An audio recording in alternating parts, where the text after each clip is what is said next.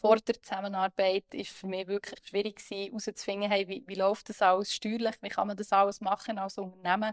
Und da ist es wirklich eine riesen Erleichterung gewesen, jemanden zu finden, der aus diesem Fach wirklich absoluter Profi ist. Meine Angst vor der Zusammenarbeit war eigentlich, respektive meine Erlösung, dass ich das nicht selber machen muss. Also ich habe grundsätzlich keine Ängste gehabt. Ich habe nicht das Gefühl gehabt, kann ich mir das echt leisten, sondern ich habe gewusst, das wird mir mehr Geld sparen in Zukunft, weder dass ich jetzt für einen Moment ausgebe. Ja, also schlussendlich habe ich mich für die Arbeit mit Telepski Treuhand entschieden, weil es für mich gar keine Alternative in dem Sinne gab. Also ich habe gar nicht nach Alternativen gesucht. Für mich ist so, ohne Bauchentscheid gesehen, gewusst, mal, er weiss, von was das er redet. Das ist irgendwie wirklich so, ja, ein Match gewesen. Auch nach dem ersten Telefongespräch, auch nach eben, wie ihr arbeitet, wie Telepski Treuhand arbeitet, ist für mich klar gewesen, das ist das, was ich möchte. Und ja, mittlerweile schon 5 Jahre her.